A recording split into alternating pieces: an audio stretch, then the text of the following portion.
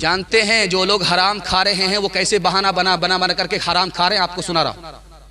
क्या कहते हैं? हिंदुस्तान में सूद खाना जायज है। क्यों भाई हिंदुस्तान में सूद खाना जायज क्यों है? तो कहते हैं दारुल हरब है, मुसलमानों का मुल्क नहीं है। लेकिन जो आदमी बात बना रहा है, आपको बेवकूफ बना रहा है और आपसे कह रहा है हिंदुस्तान में सूद खाना जायज है, उससे पूछिए कि सूद खाना तो जायज है, तुम कहते हो फर्ज वाजिब नहीं है। लेकिन जो मुल्क मुसलमानों का नहीं, दारुल हरब है, जहां सूद खाना जायज है, उस मुल्क को छोड़ना फर्ज है। तुम इस मुल्क में क्यों हो? इसको छोड़ करके तुम भाग क्यों नहीं रहे? मुल्क में रहेंगे, फर्ज को छोड़ेंगे, लेकिन लूट करके लाना है, कूट करके खाना है, तो मंतिक से मसला भगाड़ेंगे कि हिंदुस्तान मुसलमानों का मुल्क नहीं है, दारुल हरब है, सूद खाना जायज है। तो मुसलमान जब दारुल हरब में है, सूद खाना जायज है, तो मुल्क को छोड़ना भी तो फर्ज है। मुल्क को छोड़ क्यों नहीं रहा? समझ जाए शैतान है, शैतान का नुमाइंदा है, वो खुद तबाह है, आपको भी तबाह करना चाहता है। दूसरे नमूने को बहुत ध्यान से सुनिएगा, तेजी के साथ निकल जाएगा।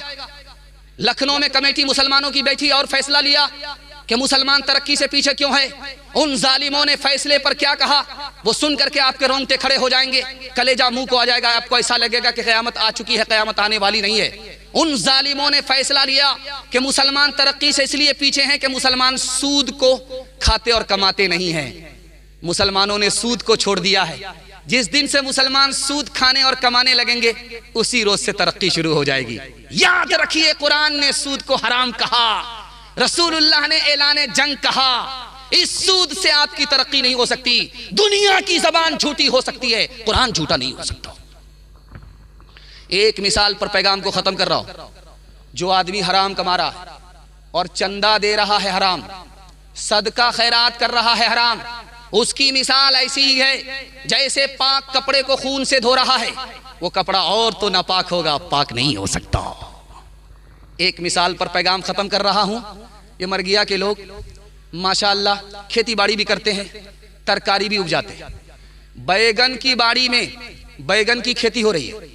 एक मंतकी चोर जब अंधेरा होता है तो कंबल ओढ़ करके भेष बदल करके बाड़ी में पहुंच जाता है और बाड़ी से कहता, बाड़ी रे बाड़ी, तुझसे पूछे तलालत धारी, 2-4 बैगन ले लूं? तो फिर बाड़ी ही की तरफ से अपनी आवाज बना करके कहता, हाँ हाँ हाँ ले ले ले ले ले ले। बोरा भर करके निकल जाता है। कटिहार में रोजाना बेच रहा है। 99 दिन चोर के, 1 दिन कोतवाल का। एक दिन पहरे पर बाड़ी का मालिक बैठा हुआ था कि ये भाई बैगन एक एक करके गायब कैसे हो रहा है। बैठा हुआ तो देखा मंतिकी चोर आया। मंतिक से चोरी करने के लिए इजाजत ले रहा है कि घर में किसी की चीज लेनी है तो इजाजत ले लो, इजाजत मिल गई तो तुम्हारे लिए हलाल। इतना बड़ा मंतिकी था, इतना बड़ा होशियार था। जब उसने कहा कि बाड़ी रे बाड़ी 2-4 बैगन ले लूं, उधर से जवाब आया कि ले लो ले लो।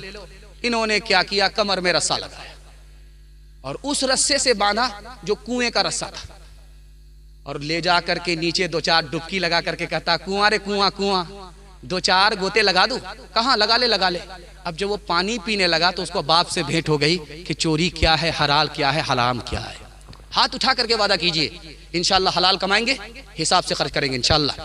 जो ससुर से नहीं मिला, जो खुदा से नहीं मिला, ससुर से लेंगे। हाथ उठाइए इंशाल्लाह। खैर, ये देखिए,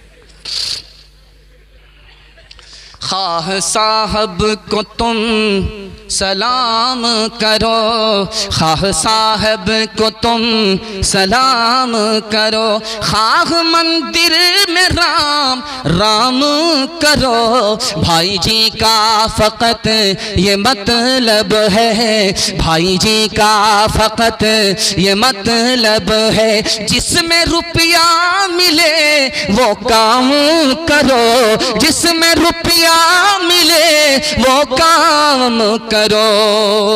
हर एक को मौत का एक दिन, हर एक को मौत का एक दिन निजाम आएगा, खुदा का नाम लिए जा ओ काम आएगा। डरे न हश्र की गर्मी से आशिकाने रसूल, लगेगी प्यास तो कौसर का जाम आएगा। रहेगा खाने फलक पे ज़रर से वो महफूज, जिसे ख्याल हलालो हराम आएगा, जिसे ख्याल हलालो हराम आएगा।